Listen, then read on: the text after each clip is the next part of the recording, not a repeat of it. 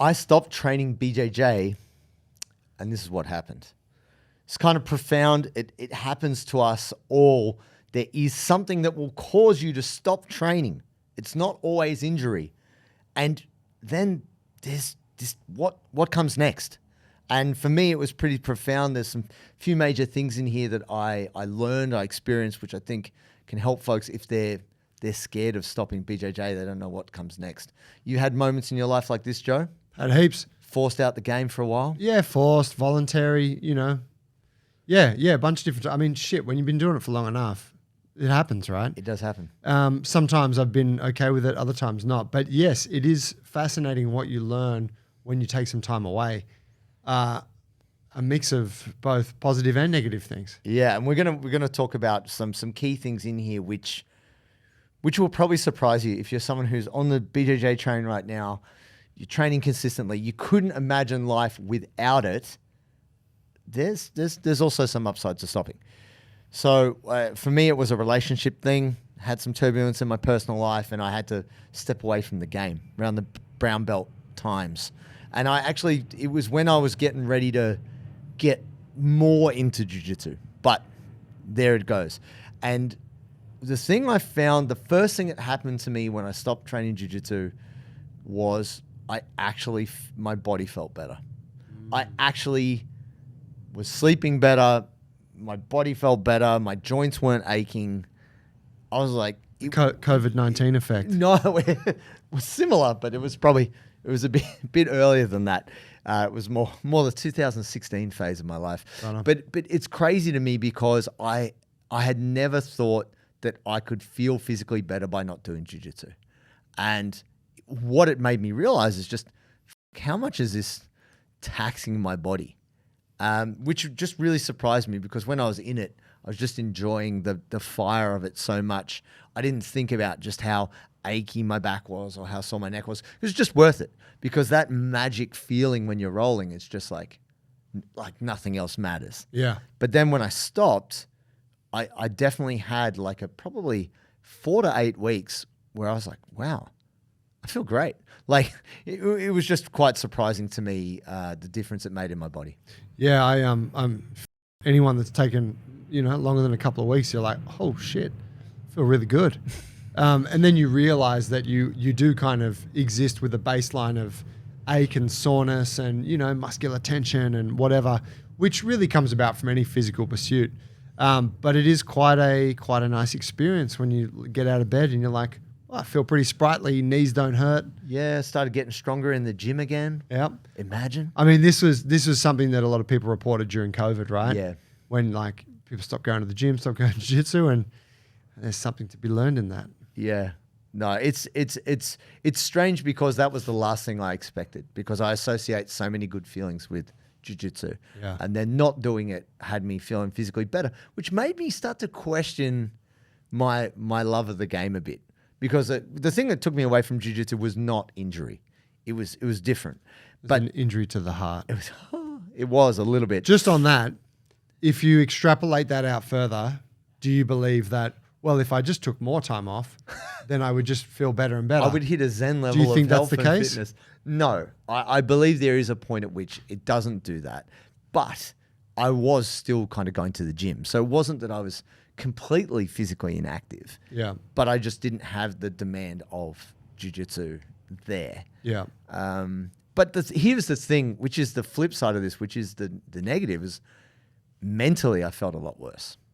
Like, I'd gone through a breakup, there's all that, but I actually realized that I had massive FOMO because obviously I was still seeing all my friends. People are like, oh, when you come back to training, like there's all these elements of missing out. But mentally, I wasn't doing well. Like I realized I had like a jiu-jitsu dependence.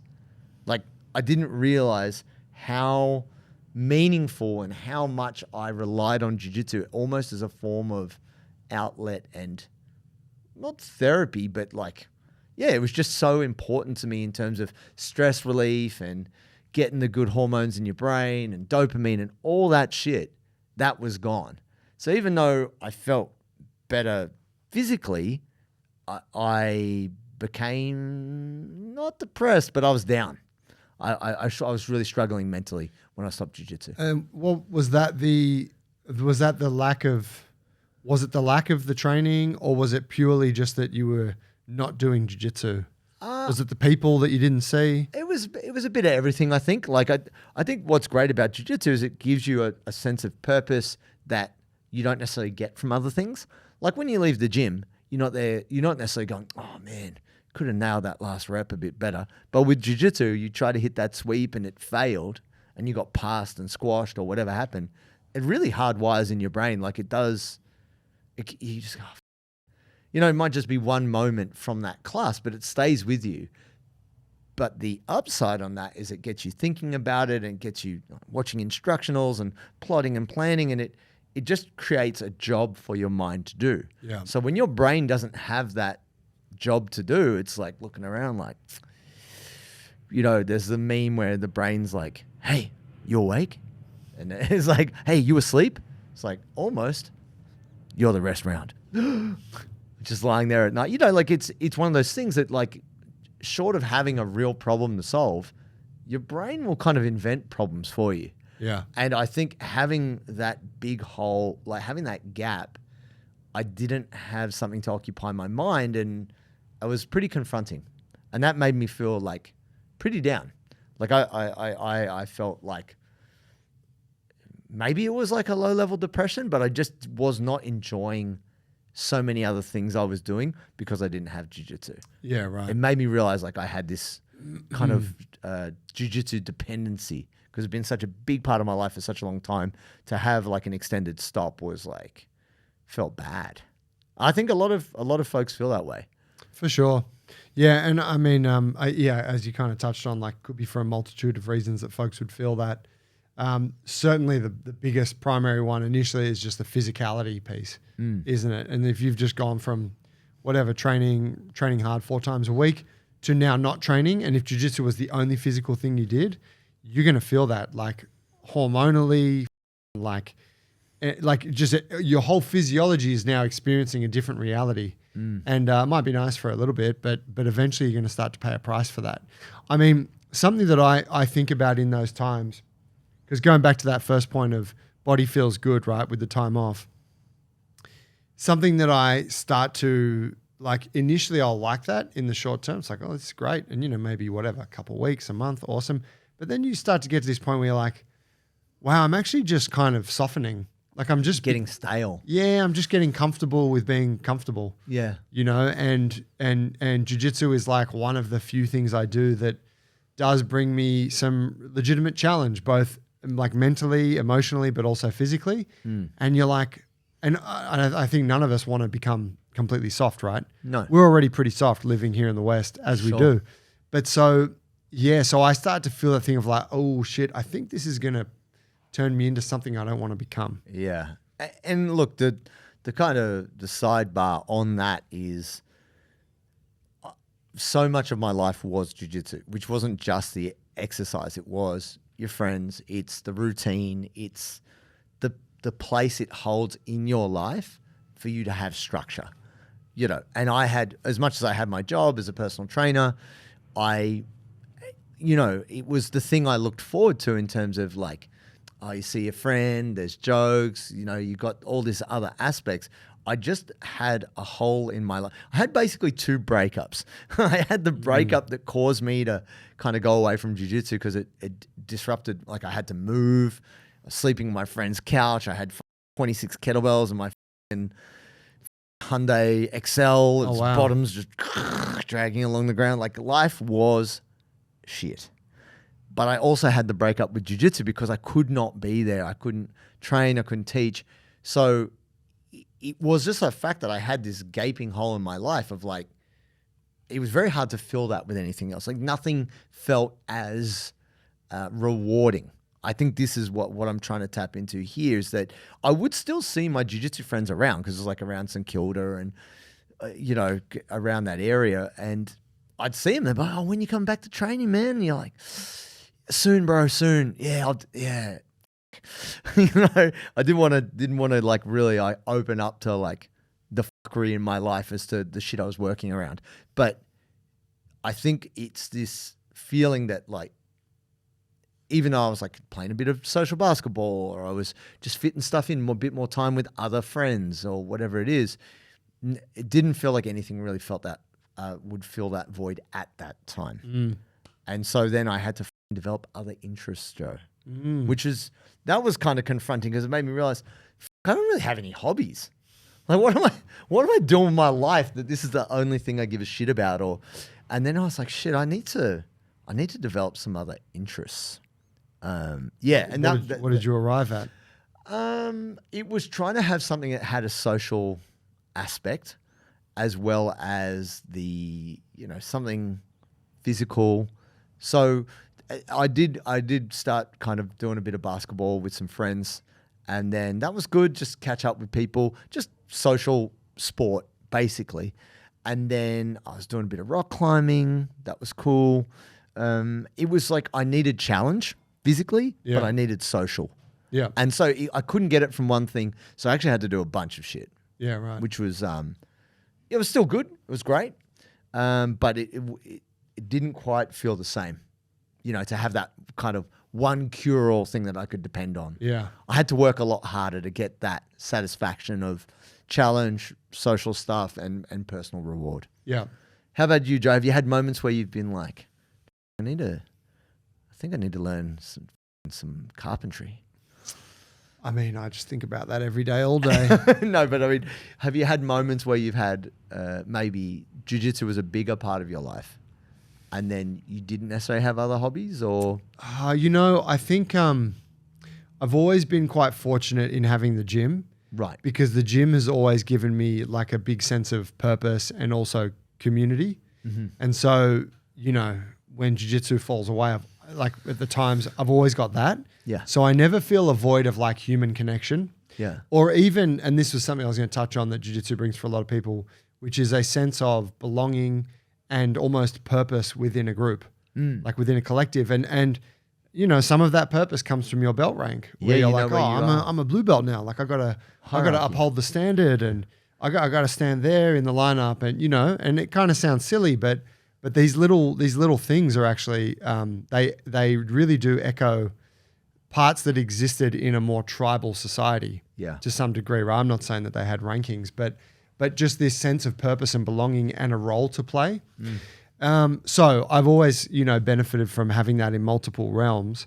But, I would say that for the most part, when jiu-jitsu is off the table for me, I got no shortage of stuff to fill my time with, Yeah. And that's usually maybe a bit of a battle because something else will take its place.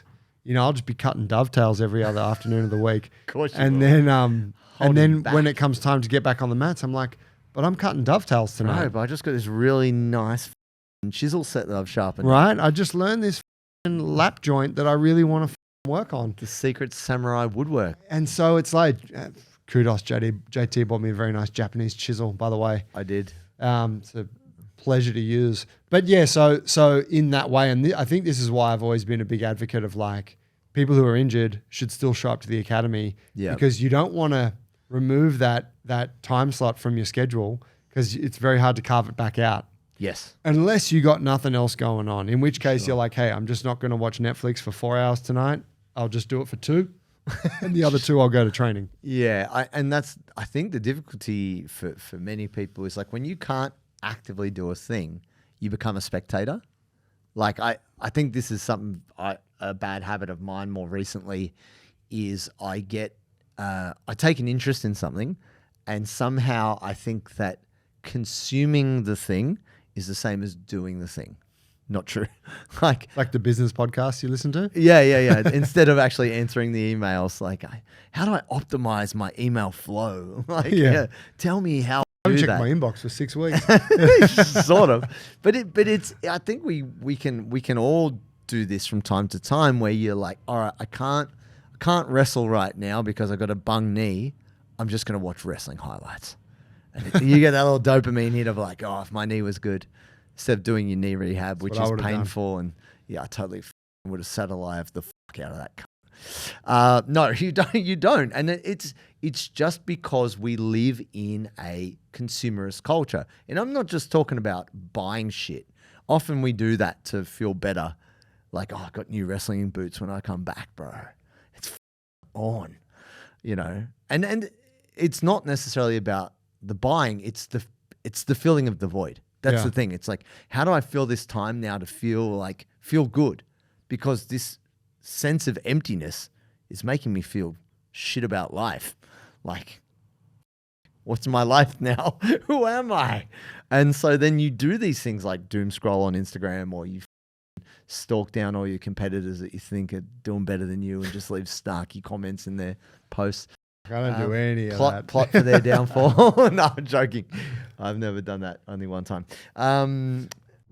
Recently, I was training jiu-jitsu and I got so tired and so thirsty, and it dawned on me, I hadn't drunk any sody. I've become so reliant on sody as my go-to for hydration. Now, what is sody? Sody is the perfect blend of sodium, potassium, and magnesium in all of the flavors, whatever you like. Raspberry, kiwi, mandarin, berry, they got it all. So not only is it delicious, but it is effective in keeping you hydrated. So when you roll, your energy is high, you don't get muscle cramps, and you bounce back quicker if you want to do more training. So go to sodi, sodi.com.au,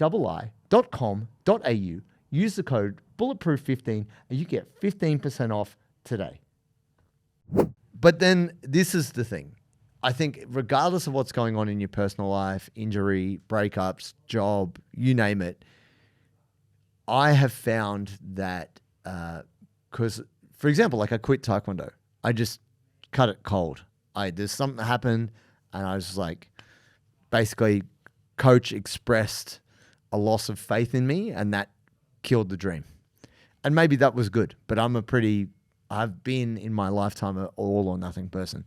I literally walked away that day after that conversation and never went back.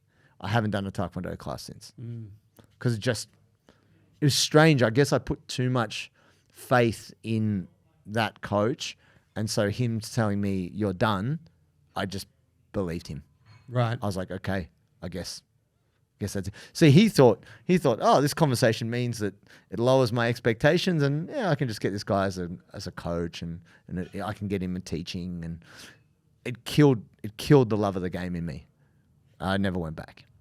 You think he didn't know it was going to do that? No, not at all. I think he was like, no, I got this guy for life. Like he's a lifer. He can be a good coach for me and teach kids class and do all this. No. I didn't even talk to him again. Actually, that's not true. I did go back and talk to him and explain myself, but he didn't really give a shit. He tried to sell me a membership.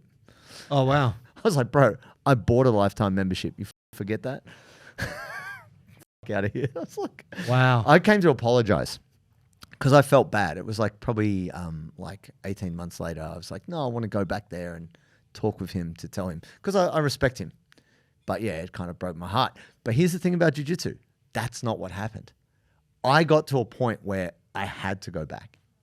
Like I got to a point where I was like, oh, right. You know what? I got to get this back in my life somehow. And it was the best.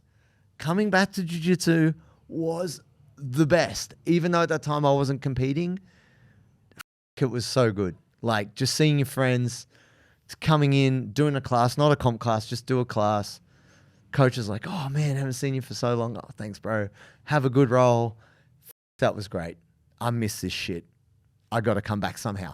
You know, even if it wasn't necessarily at the same level I was training before, just having a little bit of it in my life improved the quality of everything else. Yeah. And as you would have experienced before, that when you have a good class, life is nothing's bad. Yeah, everything's brighter. It's just got a nice glow on it.